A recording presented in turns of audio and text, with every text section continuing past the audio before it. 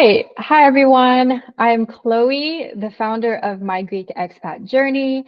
And today I'm excited to introduce our guest, Franziska Luxhoj. I hope I'm pronouncing that correctly, on the My Greek Perfect. Expat Journey podcast.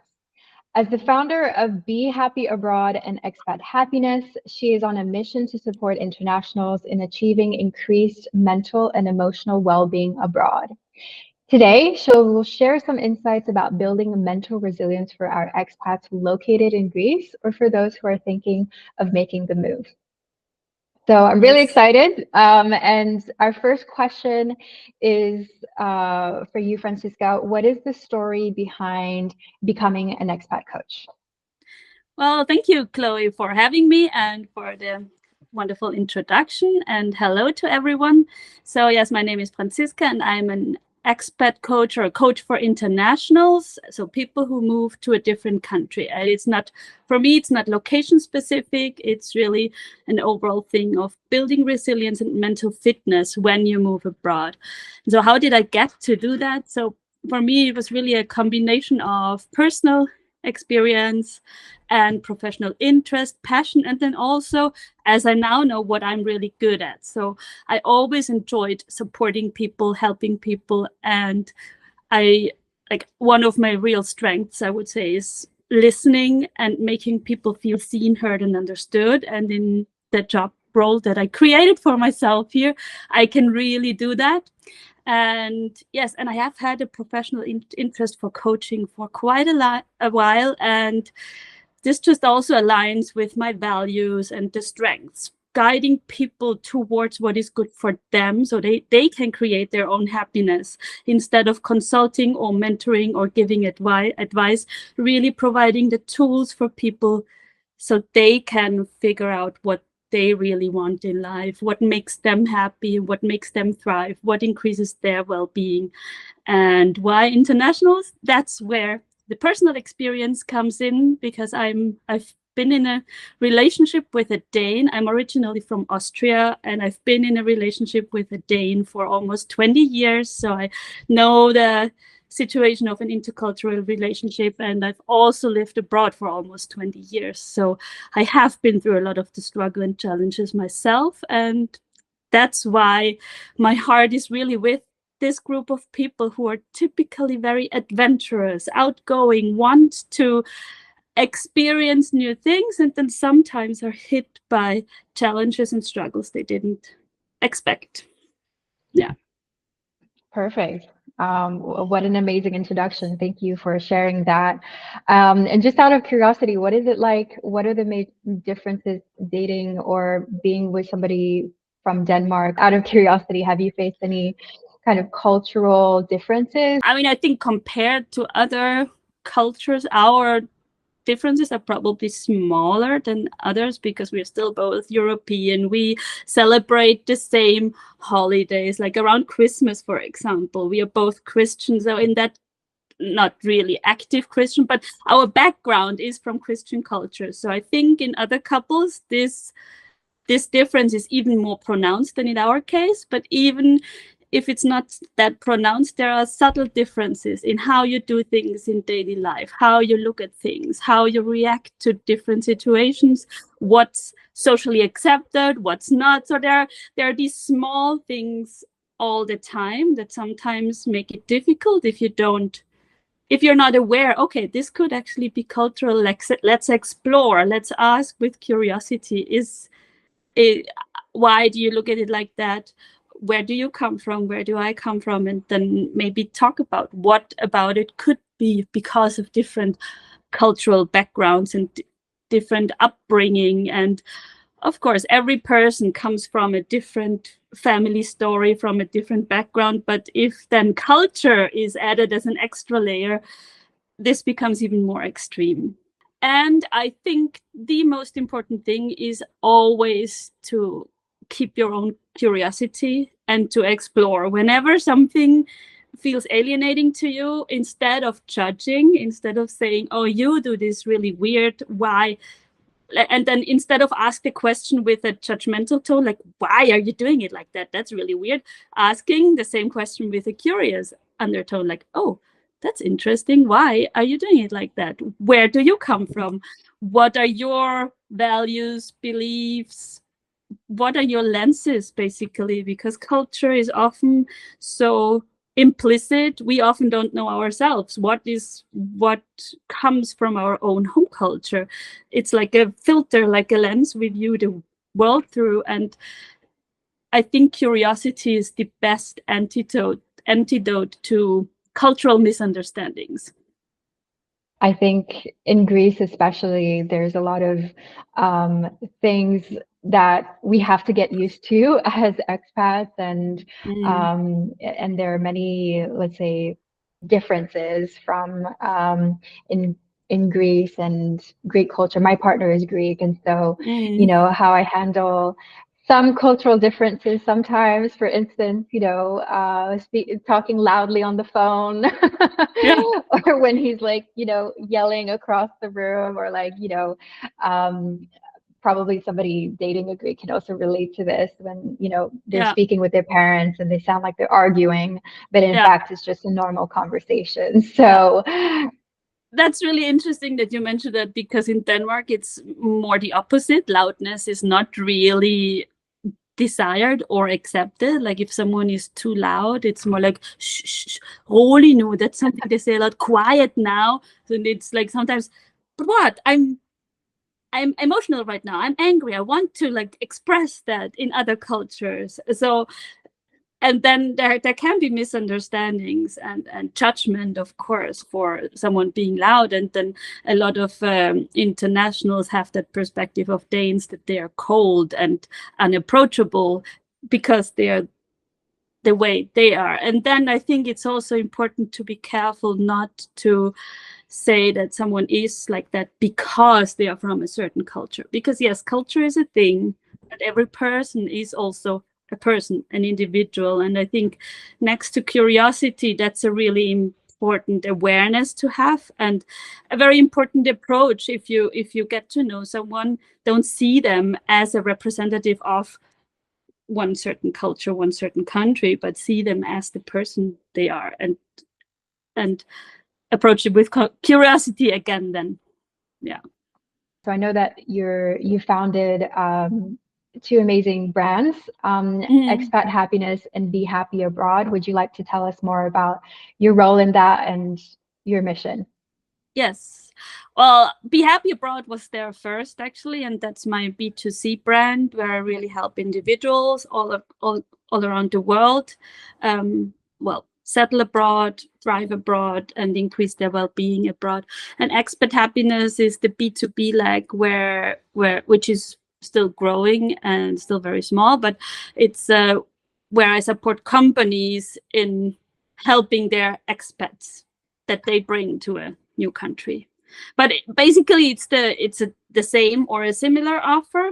I think the really cool thing of working with companies directly is that you can catch a lot of the challenges before they actually grow big, before they arise, because the companies have the access to people they bring to a new country, and then having some of those reflections even before even moving can help a lot with avoiding some of the struggles that many expats face in the process, especially if they bring along their partner or their kids or both of them. I think it's so important that that support is provided, and it's important as well that or significant rather that you help to support them in their transition, because I think me, when I came to Greece 5 years ago, I didn't really have that support. Or when I worked for, actually, my first job after graduating university was at a call center. And, obviously I was thrown into a new environment, not only in the, being in the workplace and having my first job, but also being exposed to entirely new culture, a new way of doing things. And at work, it's also a different culture because that's also affected by their environment and their country. So I was Yes. completely thrown into like the unknown, and it was scary. And many times, I wanted to quit or like move, and but I'm happy that I stayed, and now it's been 5 years. So yeah, it's funny how, life just happens. But yeah, coming back to being an expat, these are some of the challenges, I think, to adapt, building that mental resilience, which I believe we spoke about in our last meeting. Yes. But yeah, I would love to hear from you about, how expats can build mental resilience, and also if you can go through maybe some of the stages or early stages of an expat's journey and what that looks like. Yeah. I think, well, generally, what you hear a lot is the concept of culture shock. And while there is a lot, well, this is true, but I also think that it's a bit generalized, and things don't happen as linear as the classical culture shock theory is presented. And a model I really like to work with is the Holmes-Rahe stress scale, which is research into what are stressing life events that we occur. And then they are scored with certain, like, from 0 to 100, where 100 is the most stressful life event is if one's partner dies, if a spouse dies. And then there are a lot of different scores for the different life events, where even a vacation, which is a desired life event, scores 12 or 13. I don't remember exactly, but one of these. And a lot of these life events happen at once when you move, because you move houses, maybe you quit your job, you start a new job, the kids start a new school. Many people also get married in that context because they need that for visa purposes, or just because their life circumstances, it falls together and it's the right time. But there are a lot of different things happening at the same time, so there's a compound effect. And if that score exceeds a certain threshold, then there's a much higher risk for mental health problems along the way. And I have a podcast episode actually on this topic that's called Beyond Culture Shock, What Causes the Expat Struggle, where I dive much deeper into that model. And I've very often received the feedback when talking about it. Wow, now I understand what I've actually been through, what this move actually meant. Because I think often we come with the expectation, oh, this is exciting, I'm so much looking forward to it. There is a lot of positive connotation, and of course it's exciting, but it can also be quite challenging. And what I notice is that often these challenges are not expected, or expectations we have are not met in the way that we thought they would. And then this disappointment of expectations often is also difficult to handle. And I think to prepare for all of these things, ideally you do that before you even move. But a lot of people don't, and then they're hit by surprise. One model that I really like to use in the preparation phase, if I work with someone before they move, is the Wheel of Life, which is a very common life coaching tool. You can also Google it. There are a lot of different models with different areas of life mentioned. And what you can do with this model is to both take stock of what is your current life, how satisfied are you with your current life, but then also dive deeper into each of the areas. And then in the context of a move, what I often do is, okay, in each area of that life, what do you have right now that you really want to keep, that you really want to stick with? And then make an intention, okay, I will prioritize that right after moving. Because, for example, if fitness is important to you, you have your yoga practice, you have your running practice, or whatever it is that you do, that would be a priority for you. If you then move, make sure that you, as quickly as possible, find a yoga studio. As quickly as possible, find out where can you go running. As quickly as possible, find a club that plays tennis, badminton, whatever it is you like doing. But if that is important to you in your current country or in your home country, that will also be a priority and important to you in the new country. And if you don't prioritize it, there is that makes the disruption that you're experiencing even bigger. And that was just an example, but you can of course do that with everything. Like if you have a group of friends that you meet every week, and then you have a very active social life, prioritize that. Find find contact points where you can meet people, find a network where you find like-minded people with the same interests that you have. And whatever is important to you, make sure that you keep as many of those things in your life as possible. And of course, it won't be possible from day one, but by prioritizing it, you make it more probable that you, as soon as possible, you will have them in your life again. I love that. I think through that you can actually mitigate a lot of the effect that the culture shock has, because you can keep some of the familiar and make sure that you keep that in your life, and that you have the things that actually make you happy, that increase your well-being. 100% for sure. And I can agree, confirm that as an expat myself. And I think one of the things that really helped me is doing dance. And dance is like a really grounding activity for me. And it keeps, a routine of going every week, meeting new people. And it's so good for your mental and physical health. Yes. So this is something that I enjoy, and I've lived in 7 countries, and in each country I've always found that dance has really helped me to ground myself, and acts as one of those activities with dealing with things like culture shock or any changes that can happen. Other than, let's say, I know you mentioned finding a network with like-minded people. How can people do that, or what are the top, let's say, 3 things you recommend in terms of finding the right community for you? Yeah, I think the first important step is to have the awareness what is important to you, what is interesting for you, and what do you like to connect with people on. So if you like reading, maybe a book club. If you like art, maybe a museum. If you like sports, well, different sports clubs. And then think about what is it that you connect with people on.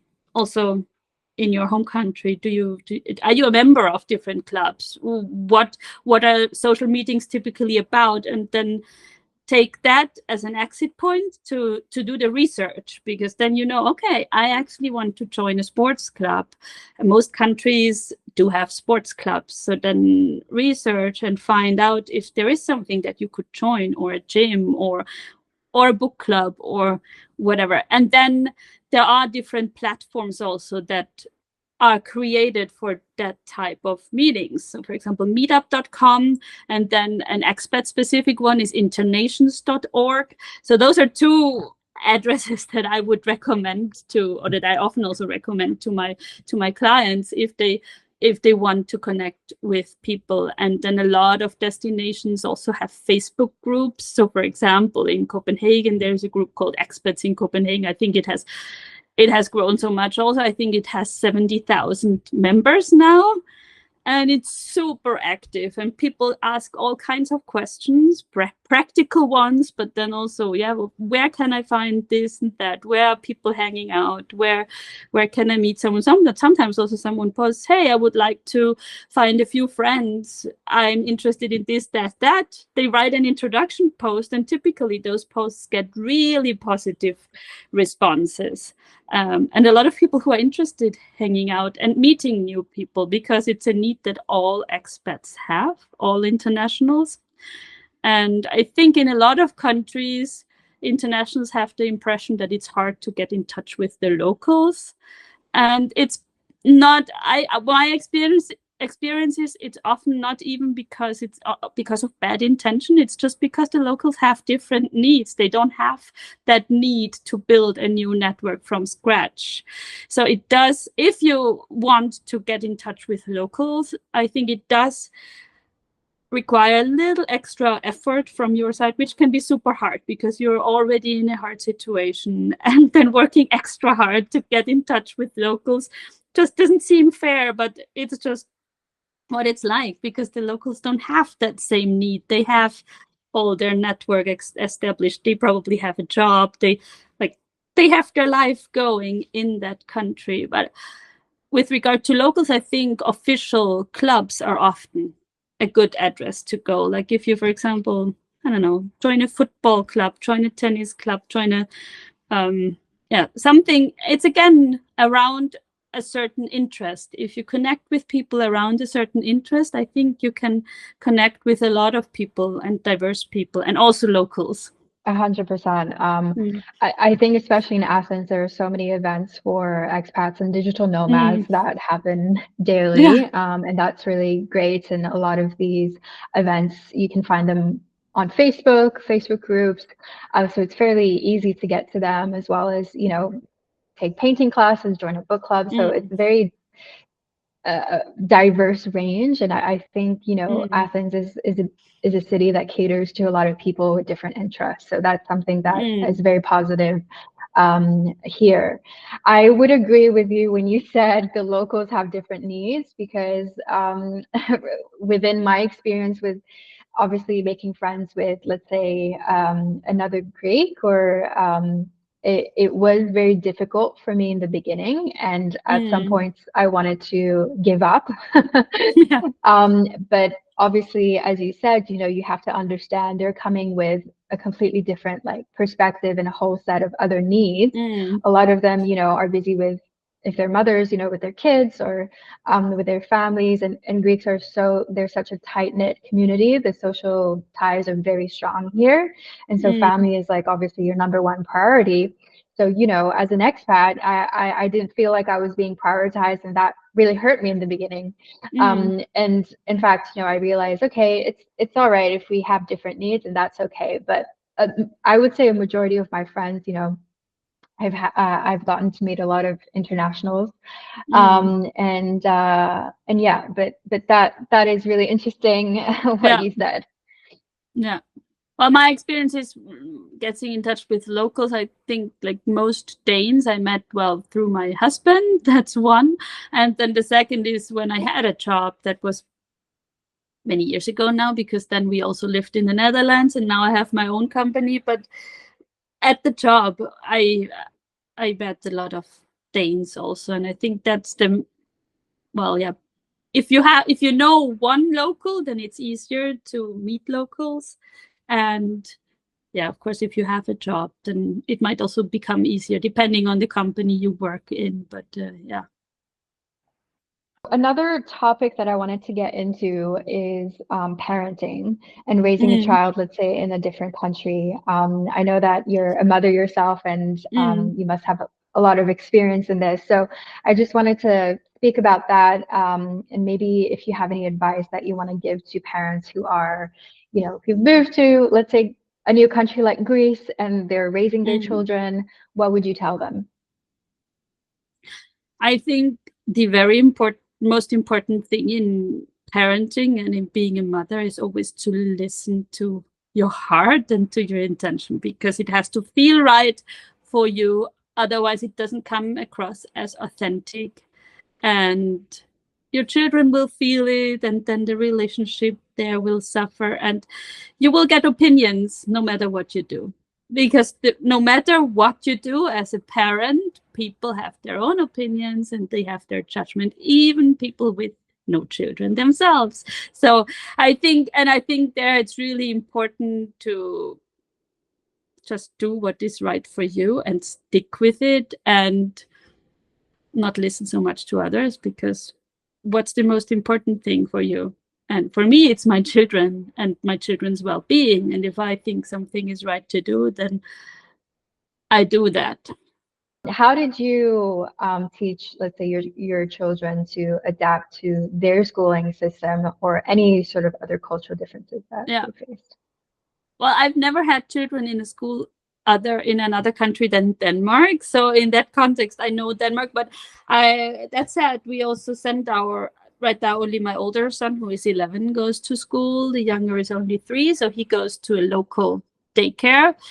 But the older one, he goes to an international school. And we made that decision because after moving here to Roskilde, we found out, there is an international school. And somehow that made sense for us, because we thought, okay, maybe we don't stay in Denmark. Maybe we will move away again. And then also our family does have 2 cultures in it to begin with. And we also really wanted to raise children with an international and open mindset. And that's why we decided the international school would be the right choice.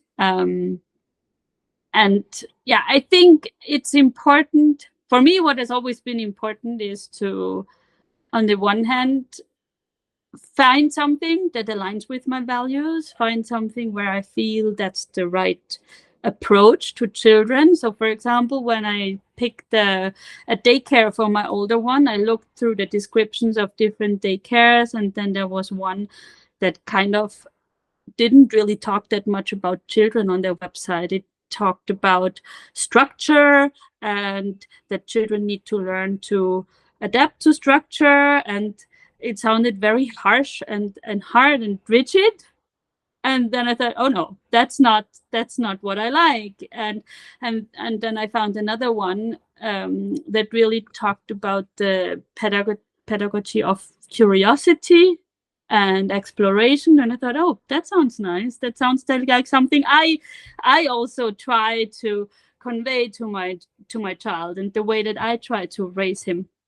So that's the daycare that I register. And I think a lot of it is, again, back to what's important to you and what feels right, because usually you have that gut feeling, intuition, whatever you want to call it. But very often you have that sense that's right and that's wrong, and then really listen to that and then make the choice based on that. And then usually also when you go somewhere, because in most countries, I think also you can, now that the pandemic is over again, you can usually also visit the institutions and have a look and feel, what does it feel like to be there? Because if you send your child a place, and that's for daycare, but also later on when they go to school, of course you want them to be a place where they can feel good about themselves and where they can feel, oh, I enjoy being here. And I think that's really also a matter of going there and then getting a sense of, what does it feel to be here?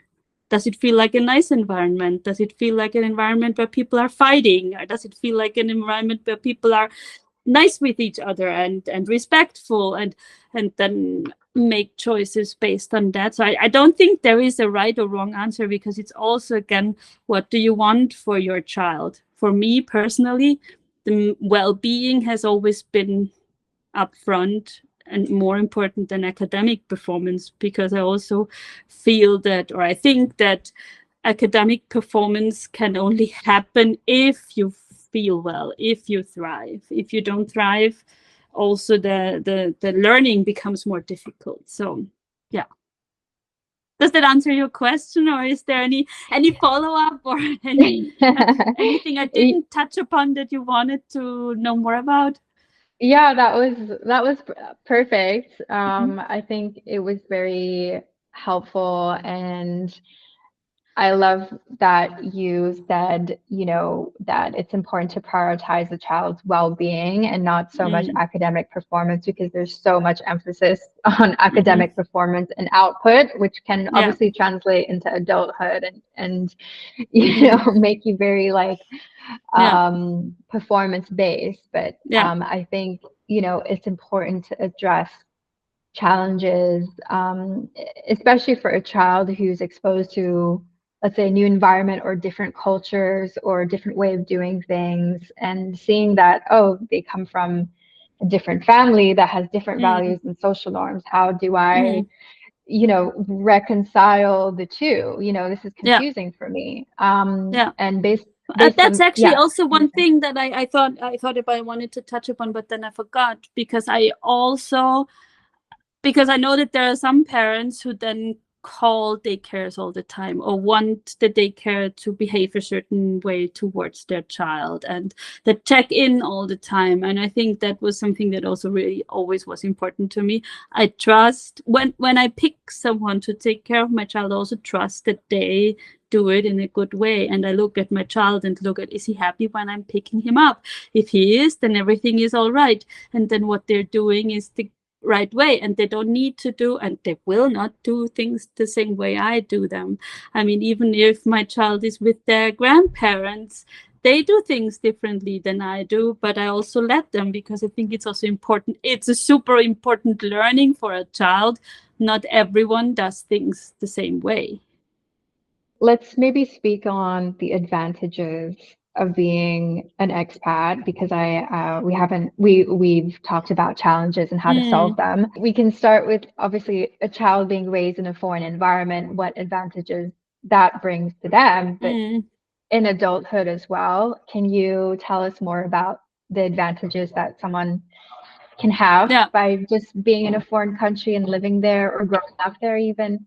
Well, I think the most foremost advantage is really that if you let it, it can have a really eye-opening effect on you. Like you become more open, more tolerant, more accepting, and enriched. I think that's my main thing actually. And also that's even true for traveling, although not in the same extent as living in a foreign country.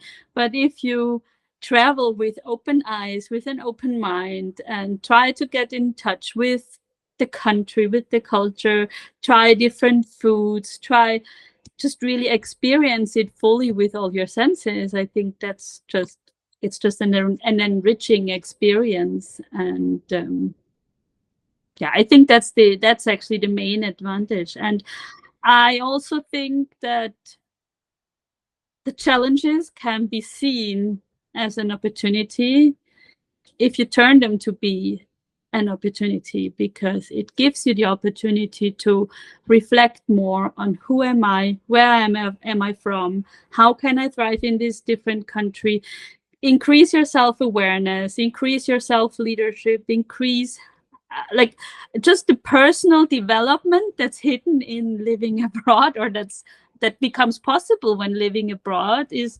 huge. I think because you have to then reflect on things and learn things that people who always stay in the same place don't have to reflect on or learn, because they are where they've ever been, and they never get confronted with the different ways and approaches. And um, so if you learn to adapt and thrive and then get that insight and self-awareness, I think there's a huge potential for personal growth and yeah, becoming also more mature and settled as a person, both emotionally, mentally, and just yeah, how you show up in the world. The amount of self-awareness that you gain Mm, and introspection as well. You're constantly, because you're thrown into the unknown and you're outside your mm, comfort zone a lot of the time, like mm, 90% of the time, it allows you to grow as an individual and mm, to also learn about yourself and how you deal with maybe uncomfortable situations, how you deal with stress, and how you build resilience in mm, general. And it's funny because I'm 27 and sometimes I feel like I'm 40 because I've just like yeah, all of my different experiences living in different countries. It's really brought me this perspective, like global mm, perspective, but also a lot of yeah, lessons have kind of come through that and yeah. personal introspection. So yeah, I 100%, 110% agree with you. Yeah, yeah. And what you just said about yourself, that's also what I've been pointing to, the maturity, because you've been through so much and through many changes and had to navigate all that and find your own way. That often was more open than when you have this more linear path. And I think just by then reflecting, okay, so what are the right choices for me in each situation, I think that really, yeah, promotes that process of maturation and yeah. Perfect. Mm. So I have one final question before Yes. we wrap this up, but I've been really enjoying our conversation. In the workplace, because I know you mentioned your work with expat happiness, which is B2B. Mm. Obviously, if you're an expat and you're, let's say, applying for a role, but can you bring that expat perspective in your, let's say, job application of being adaptable and those kind of transferable skills? Yes, definitely. I think that's a huge, for most workplaces, I think it's a huge asset, because most workplaces also are under change. Like the world in general has become faster paced and more volatile, and there's this what you call VUCA environment, the volatile, uncertain. I don't remember what the other two stands for, but it's a really everything becomes faster, and so adaptability, openness, flexibility definitely also become important transferable skills. Although I think at the same time also companies do still also want to see that you know what you want, that you're goal oriented, and then having that balance I think can sometimes become a challenge, or also communicating that you have both. But yeah, and also I think one important skill that you gain as an expert is also maybe that of a mediator to some extent, because you're more able to see different perspectives, and you can also bring that to a workplace, which is very important in most in most workplaces, or in all of them. Yeah. Yeah, it's like you take on a role as like an ambassador almost of like, Yeah. or somebody who problem solves a lot because they can see what maybe other people are not seeing, for Yeah. instance. Yes.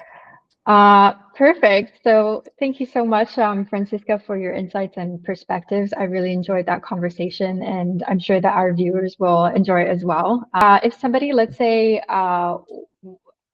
is an expat from our audience, or anybody that finds us on YouTube or through our website, how can they get in touch with you, either if they have a question or to start a coaching session with you? Yeah.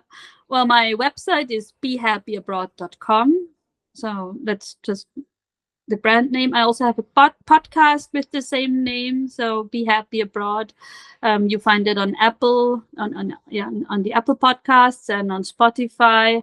And also, you're welcome to connect on LinkedIn. If you enter Franziska Luxhoj, I don't think you get many results. So yes, I'm easy to find also on LinkedIn. Perfect. I wish I came into contact with you like 5 or 10 years ago. Yeah. Yeah, Yeah. I really would have really appreciated the support, and Yeah. I when I was growing up, well-being wasn't really talked about actually, No. and that was, I had to learn that later in life, in my Yeah. early 20s, and how to navigate everything, and I would say in schools it's really important for kids to, have a sense of well-being, especially if they're in a foreign country. Yes, So definitely. Yeah. yeah. Yes, I'm really happy that there is so much more focus on that now. And yeah. Thank you to the viewers for tuning in. And to stay in touch with My Greek Expat activities, you can hit the subscribe button on the YouTube channel, or you can follow us on Instagram and Facebook. We also have a newsletter. So if you subscribe, you'll be receiving updates, weekly updates straight to your inbox. So thank you so much, guys. Thanks for tuning in. Thank you. Bye.